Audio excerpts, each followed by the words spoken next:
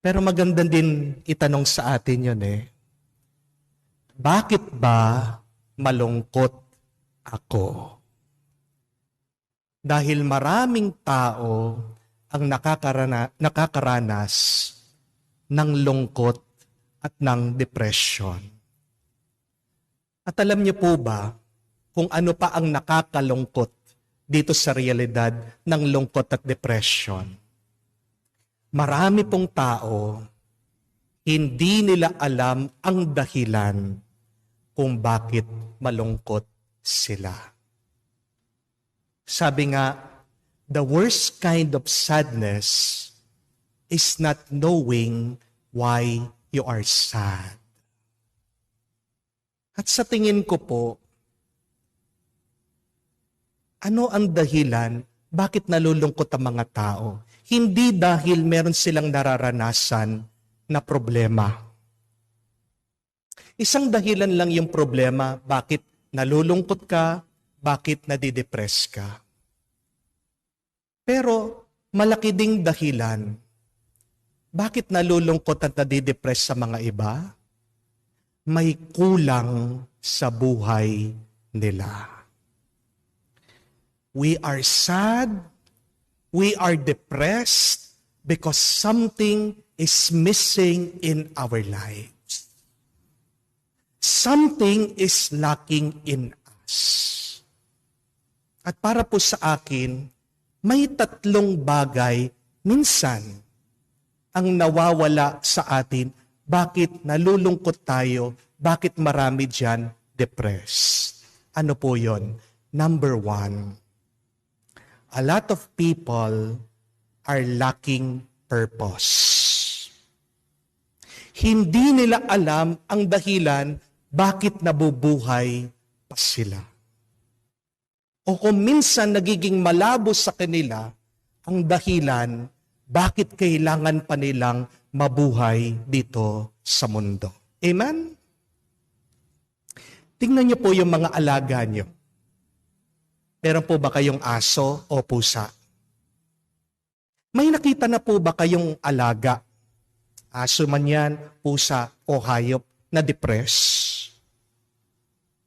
Bakit masaya palagi yung mga hayop? Kasi nakatanim sa kanila, alam nila kung ano yung purpose nila dito sa buhay. Alam nilang layunin nila, bakit sila nabubuhay. Para saan ang buhay nila? To have pleasure. Para kumain, para matulog, para mag-reproduce. Yun lang. Kailan nagiging depressed o malungkot yung mga alaga nyo? Pag hindi sila nakakakain. Pag mag-isa sila. Pag may sakit sila, lalong-lalo na. Di po ba? Ganyan din ang tao. Nalulungkot ang tao pag nawawalan siya ng dahilan para mabuhay.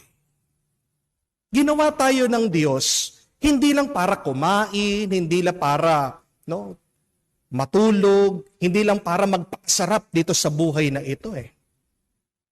Because I tell you, there are some people who are well off, they are rich, they are wealthy, and yet they are depressed. Makakain nila anong gusto nilang kainin. Magagawa nila kung anong gusto nilang gawin. Pero bakit malungkot sila? Kasi hindi malinaw sa kanila kung para saan ang kanilang buhay.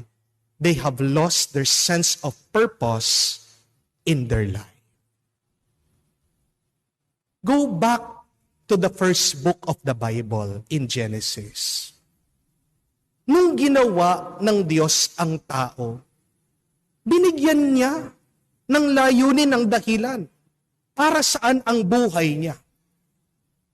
Sabi niya, have dominion over all that I have created. Ingatan niyo ang lahat ng aking ginawa, mga hayop, mga puno, ang mundong ito. That is our purpose.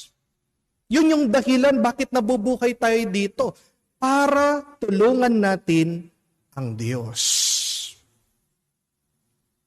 Pag nakakalimutan natin ang dahilan, bakit ba tayo nabubuhay? Masisira ang buhay mo. O pag hindi mo binubuhay ang buhay mo, dun sa kung para saan ba dapat talaga ito, masisira ang buhay mo. Subukan mong gamitin ang ballpen bilang ice pick.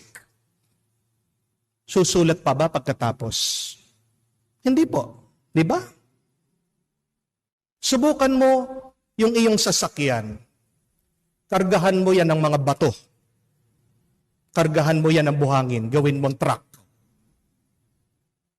Gagana pa ba, gagana pa ba yan? Sisira yan, mabibigatan yan. Ganyan din ang buhay ng tao. Kung hindi mo alam, gamitin para saan ang buhay na ito. Masisira yan. Mawawala ng silbi yan. Yan ang isang dahilan bakit nadidepress ka.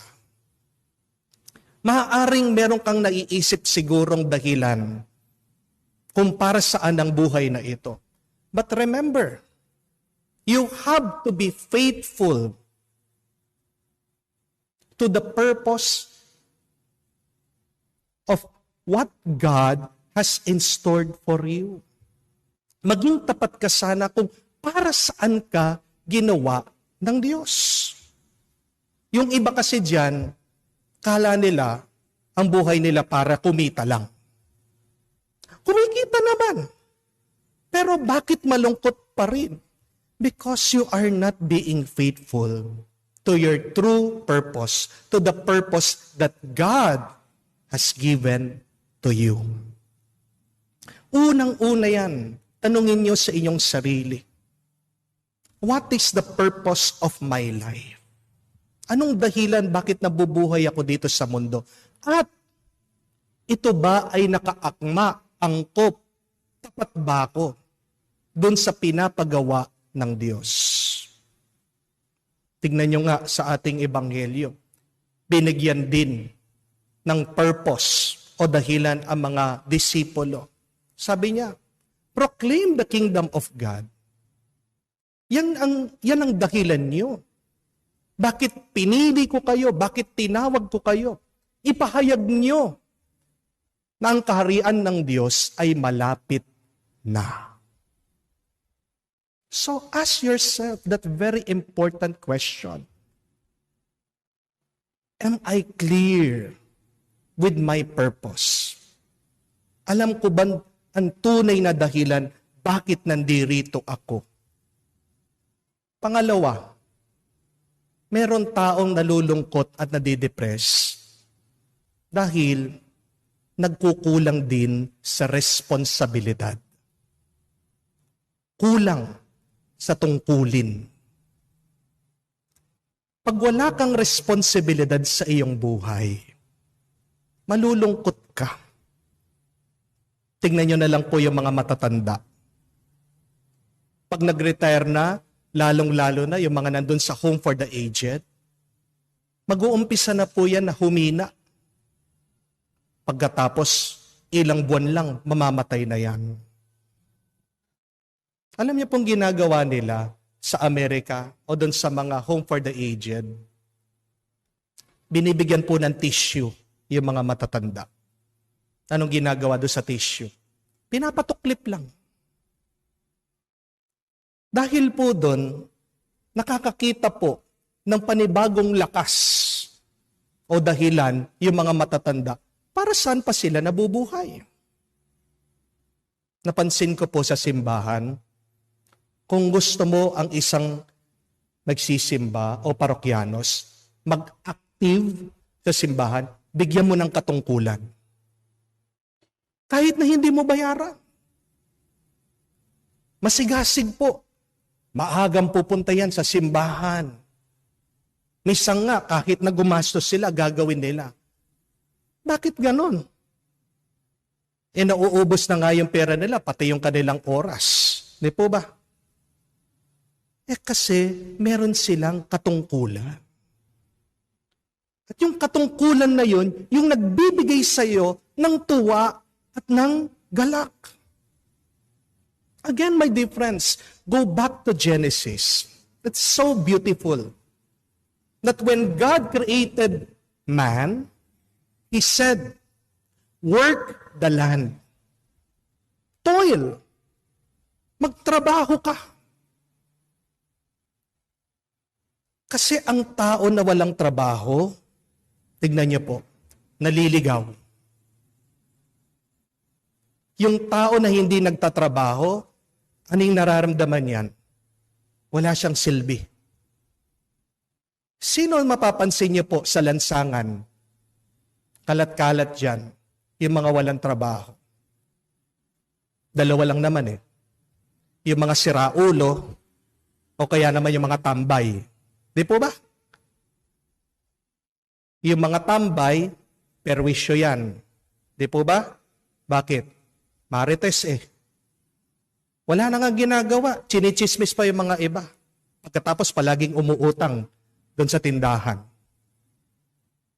Yung mga nasiraan ng bait. Kalat-kalat. No? Naglalakad sa daan. Buhay, pero patay. Kasi walang dahilan o wala silang ginagawa na mabuti para sa kanilang buhay. Walang responsibility.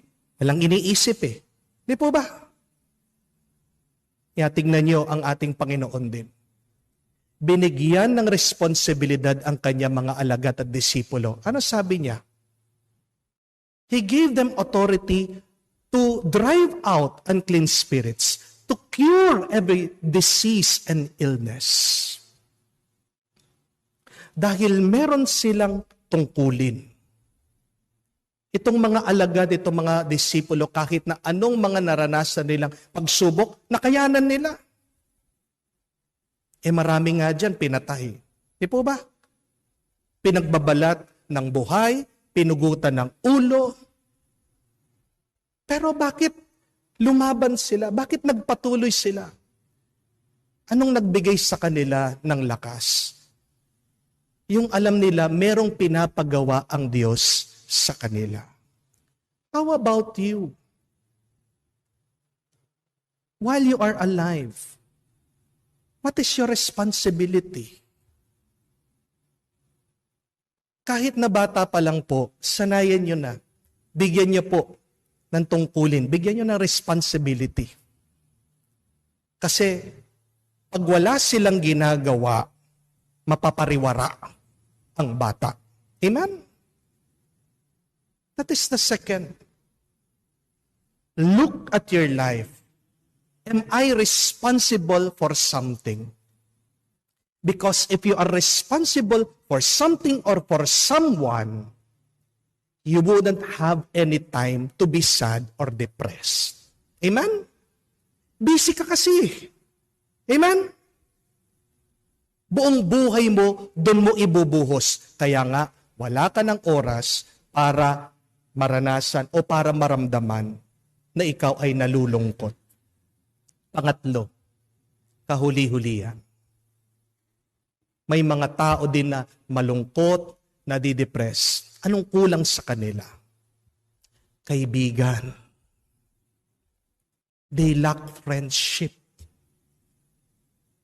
Kaya nga nung ginawa ng Diyos si Adan, napansin niya, hindi siya masaya. Kahit na napakaganda ng mundong ginawa niya, napakarami namang halaman, napakarami po mga hayop. Di po ba? Pero bakit malungkot pa rin si Adan? Dahil wala siyang kamuka. Kaya habang natutulog daw si Adan, anong ginawa ng Diyos? Kumuha sa tagiliran niya ng buto. Dito ginawa ang babae. At nung nakita ni Adan ang babae, anong naramdaman niya? Natuwa siya. Nagalak siya. May tuwa kay Adan, hindi dahil na in love siya. Natuwa siya dahil finally, meron na siyang makakasama. Bakit may mga mag-asawa, nag-aaway, pero tanungin mo, mahal mo pa ba siya? Sasagot naman yan eh.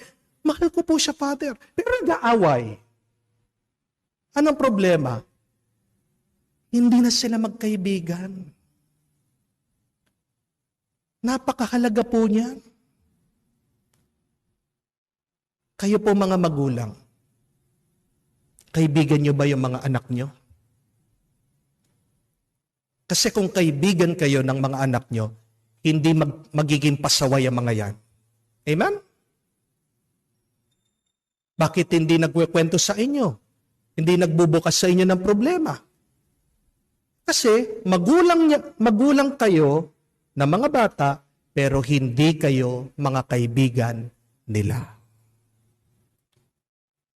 Ano yung reaction mo? Pansinin niyo po. Pagkasama mo yung mga kaibigan mo. Di ba ang saya-saya mo? Pero pag dumating na yung magulang mo, ano na yung mararanasan mo? Di ba sisimangot ka na? Ano sasabihin mo? Yan na naman mga KJ. Di ba ba? Yan ang dahilan bakit ang ating Panginoon pinadala niya yung kanyang mga apostoles tigdadalawa.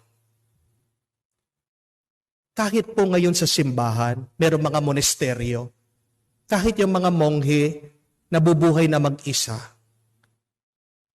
sama-sama pa rin po yan doon sa monasteryo.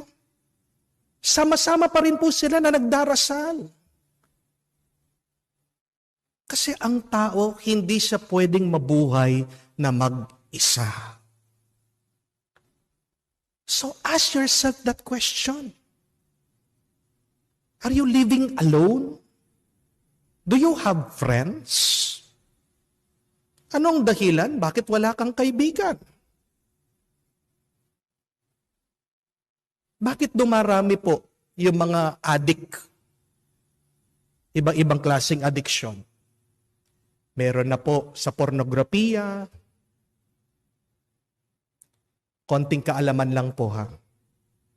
Ang Pilipinas po daw, ang top 1 sa buong mundo. Title holder tayo ngayon ng cybersex. Pinakamarami po kaso ng cybersex dito sa Pilipinas. Bakit meron mga iba na-addict sa sex, na-addict sa inom, alak, na-addict sa sugal, na-addict sa mga video games, sa internet? Ang sagot, malungkot. Bakit malungkot? Nag-iisa. Itong mga addiction na ito, escape yan. Takas yan. Ayaw kasi maramdaman yung lungkot eh. Pero ang tao, iiwasan yung mga dahilan para ma-addict kung meron lang silang mabuting kaibigan. Amen? Again, ask yourself that question. Do I have friends?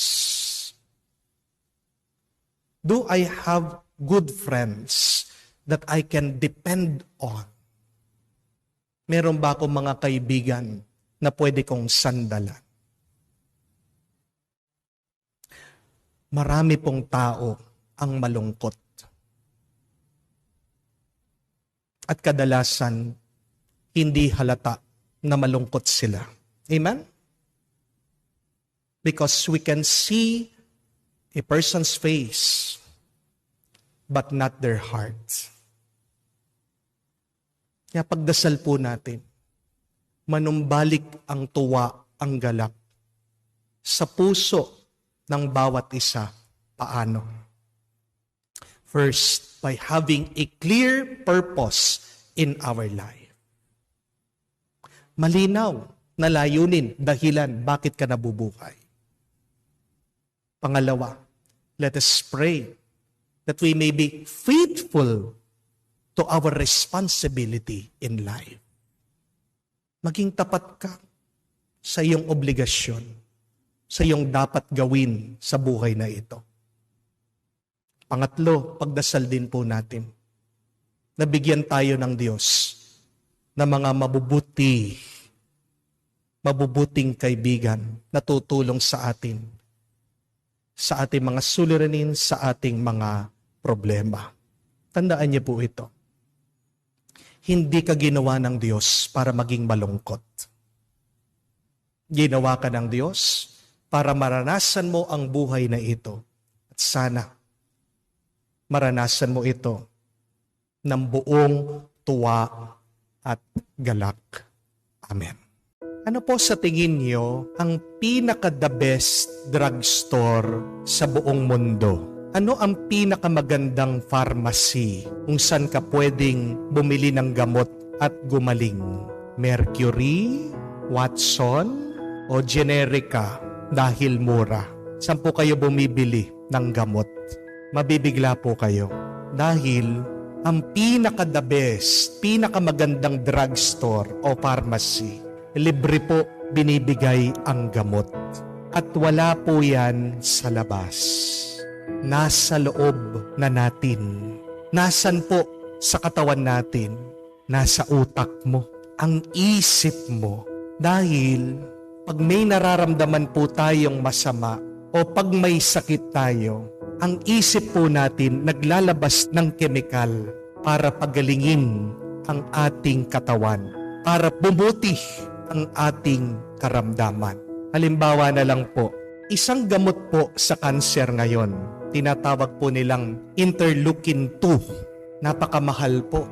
Dahil yung buong session, kung bibiliin nyo po, umaabot po sa pera natin 300 to 400,000. Pero nakita po ng mga doktor, ang utak pala ng tao nagproproduce po ng interleukin-2. Kailan? Pag matapang ka. Pag lumalakas ang loob mo, lumalabas po yung chemical na yon at kaya niyang pagilingin ano man yung cancer cell sa katawan mo. Pero tingnan niyo po yung artificial na gamot na yon, binebenta nila, napakamahal. Hindi mo na kailangan bumili nun. Anong kailangan mo lang gawin? Kailangan mo lang lakasan ang iyong loob. Kailangan mo lang dagdagan ang tapang mo. Gagaling ka sa sakit mo. Bakit meron mga iba lalong nagiging malubha ang cancer nila? Ano po yung nararamdaman nila? Natatakot.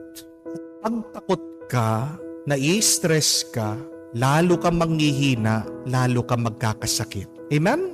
Yung mga depressed, ano po yung binibigay na gamot ng mga psychiatrist sa kanila? Para makatulog sila, para po ma-relax sila, Valium. Yan po artificial, gawa ng tao, chemical. May side effect po yan.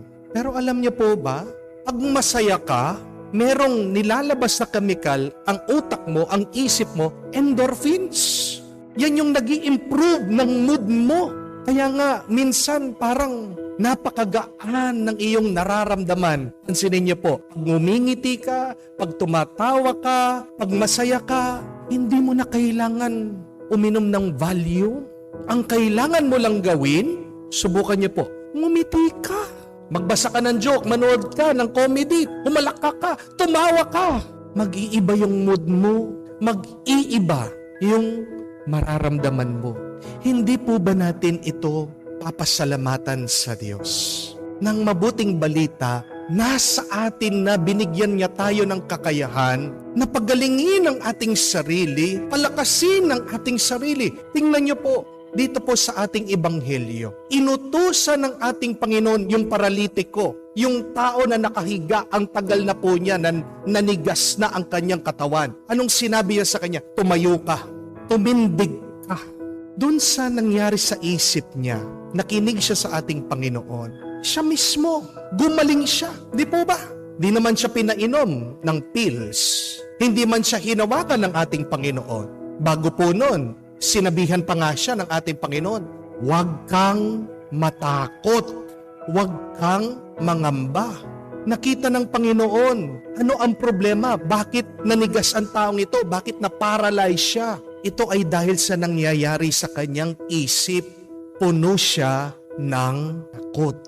Ano ang turo ni San Pablo? Nakasulat that we should be transformed by the renewal of our minds. Sabi niya, magbabago ang iyong buhay, magbabago ang iyong nararamdaman, magbabago ang iyong karanasan kung uumpisahan mo yan sa pagbabago ng iyong isip. Tanungin niyo po ang inyong sarili. Ano ba ang tumatakbo sa inyong isip? Dahil diyan nagdidepende ang iyong nararamdaman. Your thoughts becomes your feelings, and your feelings is your experience in life.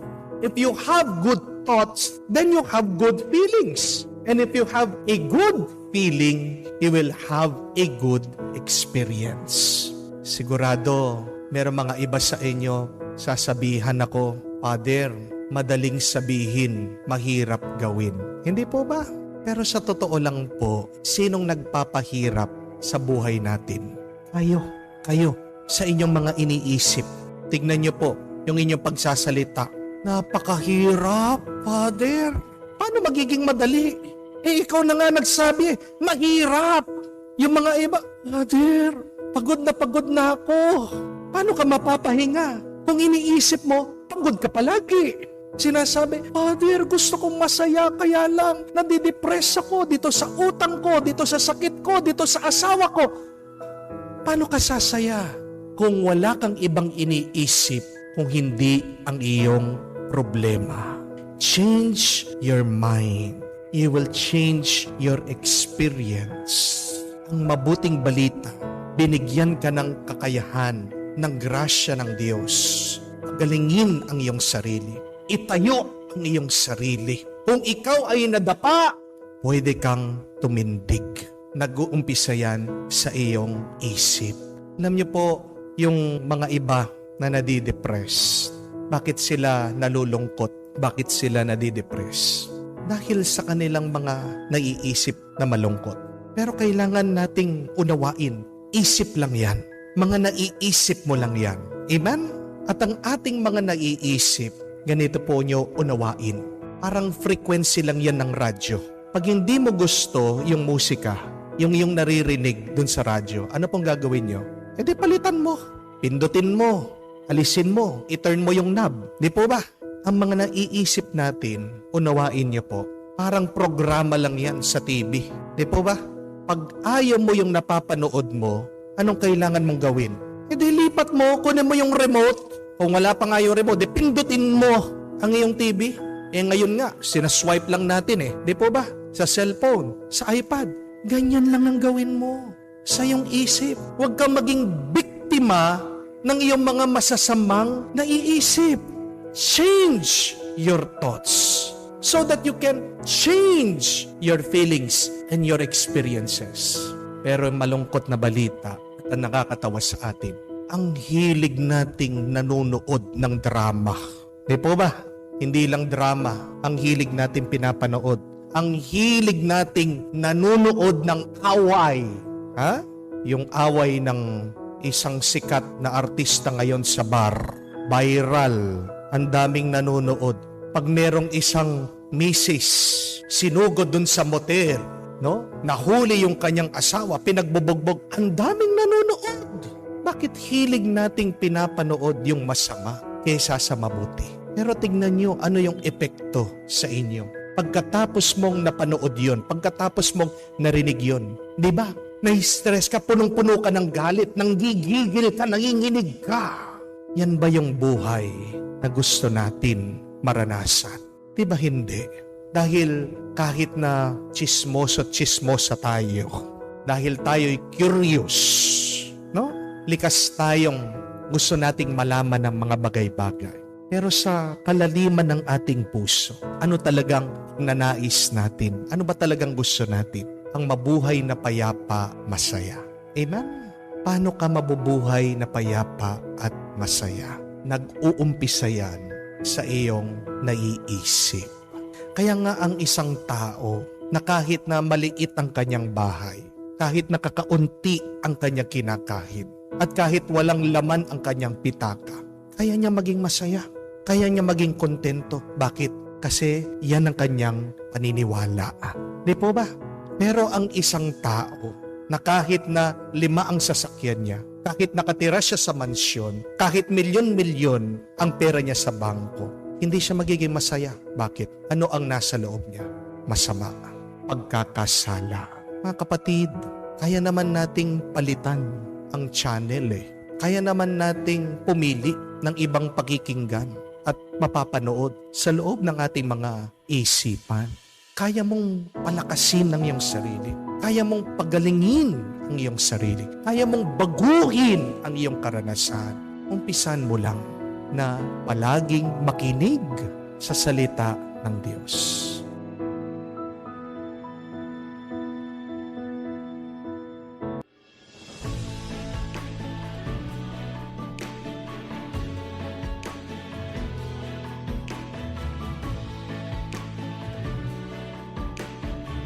How to spot a liar?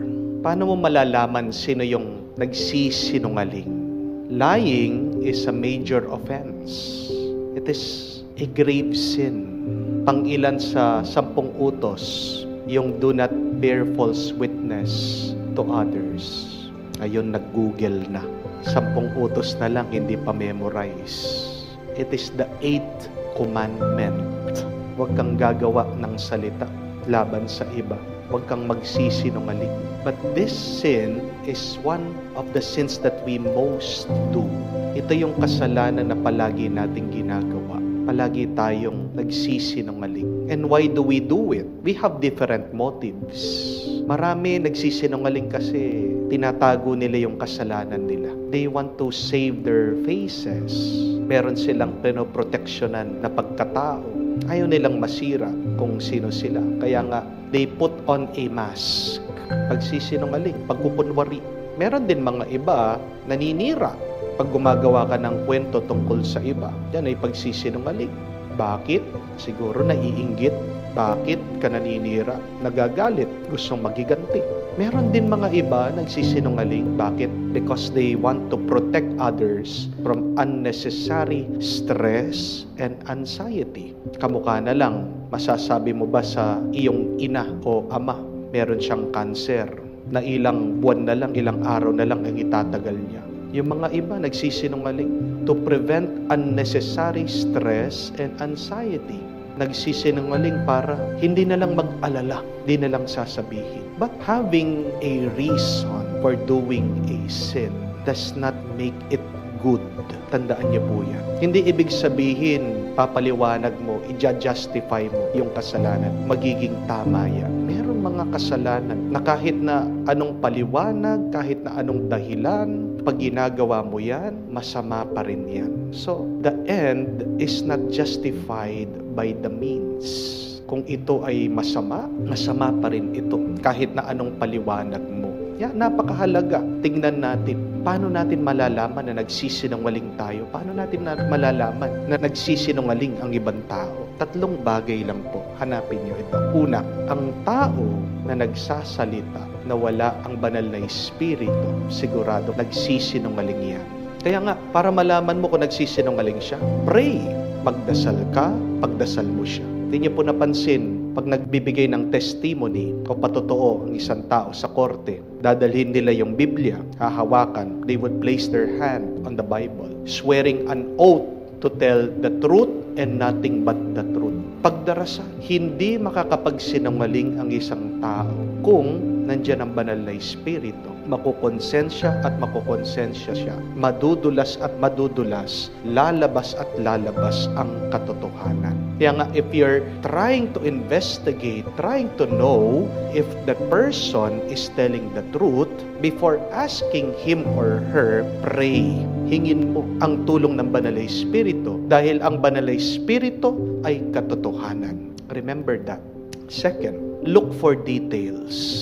Pansinin niyo po ang mga sinungaling pag nagsasalita, very general. Hindi magbibigay ng detalye yan. Tatanungin mo siya, ba't ginabi ka? Saan ka galing? Nagtrabaho, nag-overtime. Ganun lang sasabihin. Sinong kasama mo? Mga kabarkada. Saan kayo pumunta? Diyan lang, sa tabi-tabi. Malapit lang. Very general. Di ba? Pero tanungin mo, sino sa mga kabarkada mo? Sabi mo nga yung mga pangalan. Tingnan niyo yung reaction ng mga yan. They will deflect the question para hindi pagsabihan, maggagalit-galitan, bigla magdadabog, maiinis yan, magwawala, tataas ang boses. Ikaw naman, para wala nang pinag-uusapan, hindi natatanungin. Pero ang tanong, nagsasabi ba siya ng totoo o nagsisinungaling? Tignan niyo po, dito sa ating nabasang istorya, nakita nila kung ano yung totoo. Kasi tinanong nila yung detalye. Susana was framed for a sin that she did not do. Siya daw ay merong kalaguyo.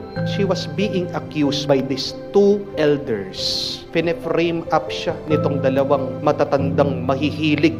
Sila'y nagsisinungaling. Gusto nila siyang patayin. Pero para makita nila yung katotohanan, anong ginawa nila sa pagtatanong? Tinanong nila, saan nyo ba nakita merong kalaguyo itong babaeng sinasabi nyo? Magkaiba yung sinabi nila. Nagbigay sila ng detalye, pero magkaiba. Mahuhuli mo ang isang tao sa pagsisinungaling niya, tanungin mo tungkol sa mga detalye. Madudulas at madudulas, lalabas at lalabas ang katotohanan diyan. Pangatlo, tingnan mo din kung nagtutugma yung kanyang sinasabi. Kamukha sa ating kwento, hindi nagtugma yung kwento ng dalawang mahihilig na matatanda.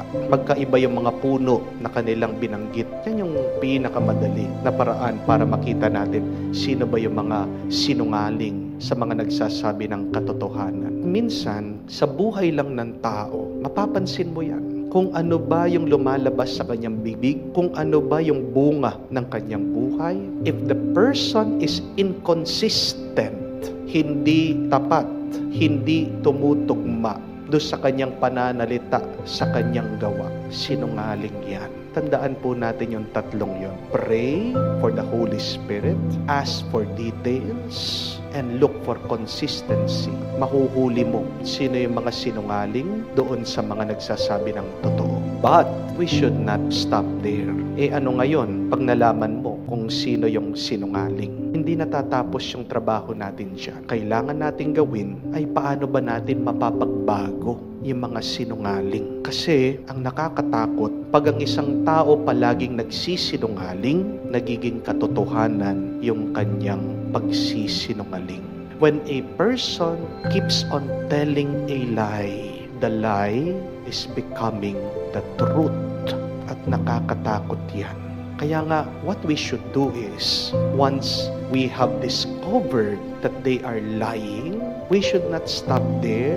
We should help them. We should try to rehabilitate them, to transform them into persons who speak the truth and live the truth.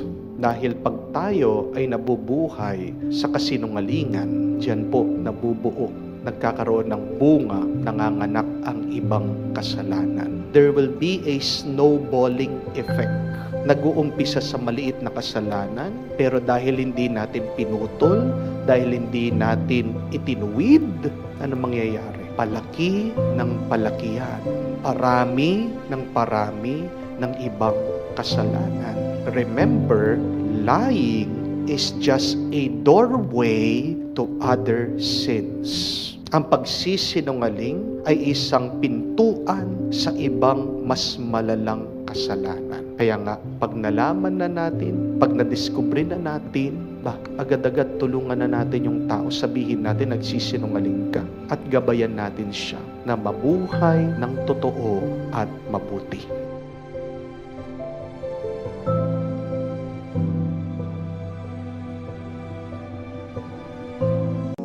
Mo sa iyong bahay. Yung iba, sinasabihan po ako, pag nagble-bless ako ng bahay, kinahihiya ang bahay nila. Bakit? Agad sinasabi sa akin, Father, pasensya na po, maliit lang po ang bahay namin. Minsan po, sinasabi ko sa kanila, hindi mahalaga na malaki ang bahay mo. Ang mahalaga, malinis ito at nagmamahalan kayo. Amen? Kahit pagkalaki-laki mo yung bahay nyo, kung puno naman yan ng basura, kung napakagulo niyan, kahit na nakatira kayo sa mansyon, kung hindi naman kayo nagkikibuan, kung palagi kayo nagsisigawan, diba? Yun yung nakakahiya. Huwag mong kakahiya na maliit yung bahay nyo. Huwag yung kakahiya na sasabihin mo, mahirap lang ang bahay nyo.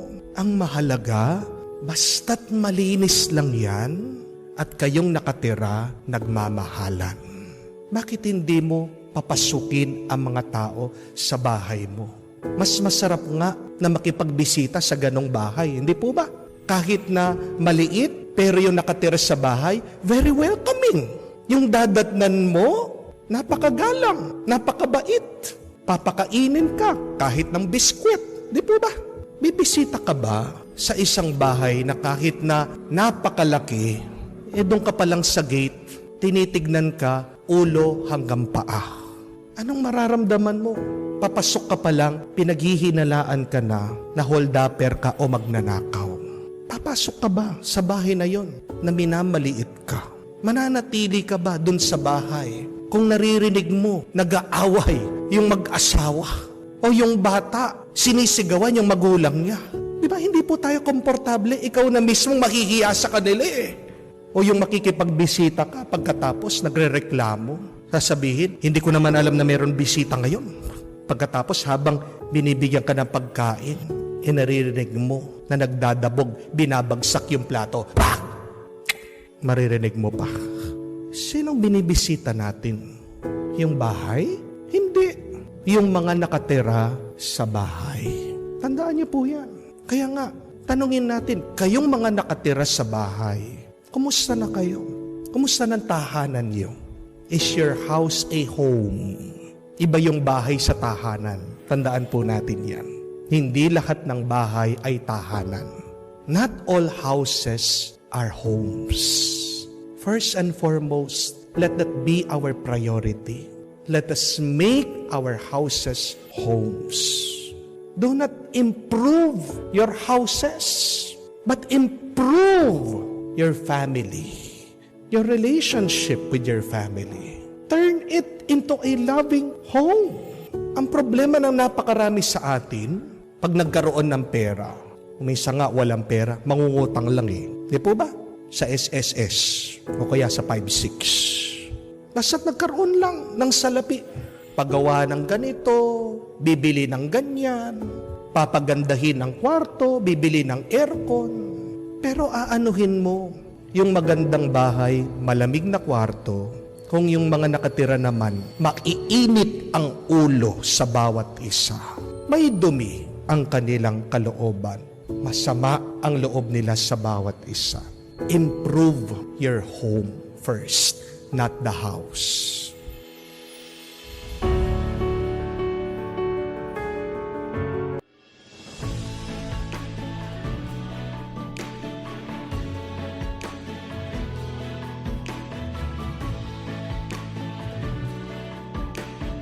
Không hỡi người làm tôi sao xuyên đến nay, nhớ thương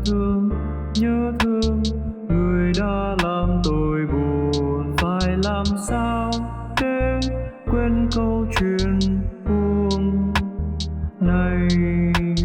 Từng ngày trong mong thao thức về với bóng ai, khiến cho tôi mơ hỏi từng ngày tìm về nơi chốn đó với ai. Thấm thoát hỏi đưa cũng đã 7 năm rồi hỡi người. Em có nhớ những đêm anh chờ đợi em trước khiêng nhà anh đón đưa em, từng đêm thương nhớ người. Đợi em trở về anh ướt lệ, đêm thao thức vì em. Ánh dương kia sẽ tắt nơi đây, biết đâu em sẽ về để cất sang nỗi buồn. Nơi cuối đường ta sẽ thấy được nhau em ơi.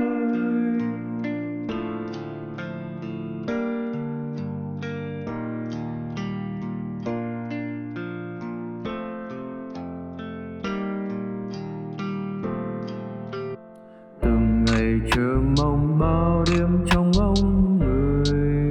Người có nhớ tôi không hỡi người, đừng làm tôi sao xuyên đến nay. Nhớ thương người đã làm tôi buồn, phải làm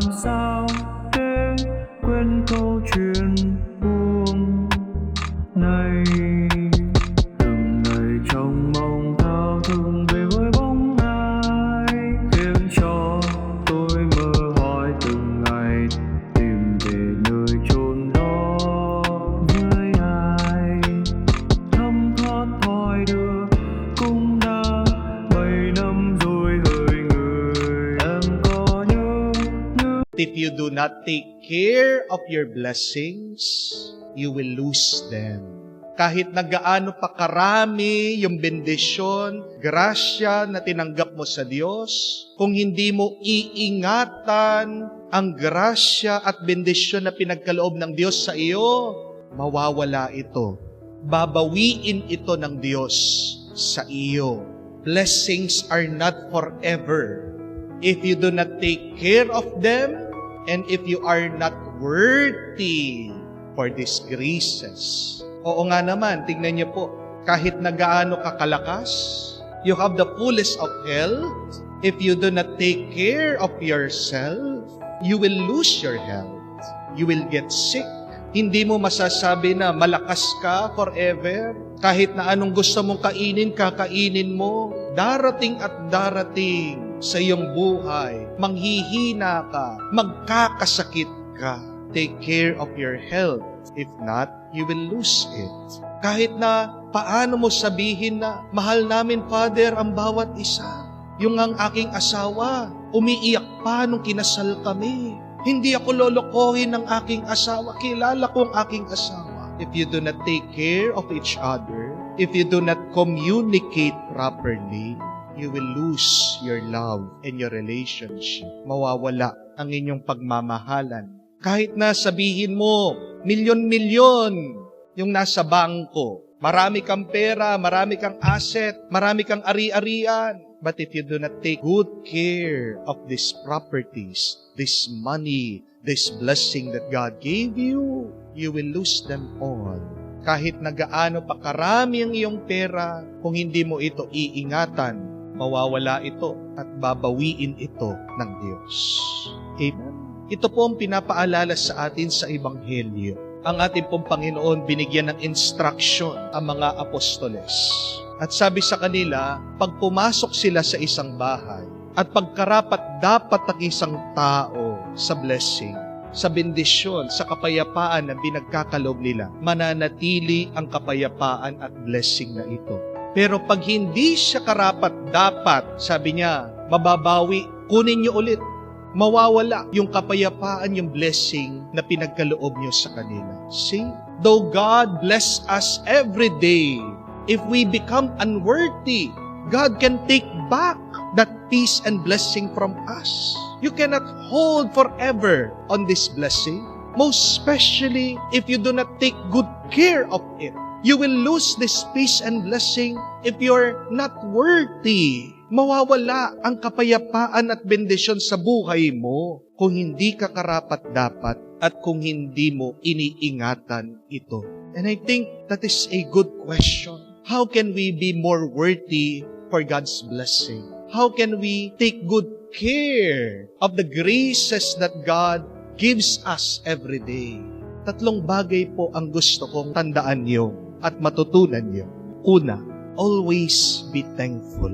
Always be full of gratitude. Magpasalamat ka araw-araw sa bendisyon at grasya na pinagkakaloob ng Diyos sa iyo, sa kapayapaan at bendisyon na palaging tinatanggap mo. Pag binigyan ka ng regalo, anong sasabihin mo?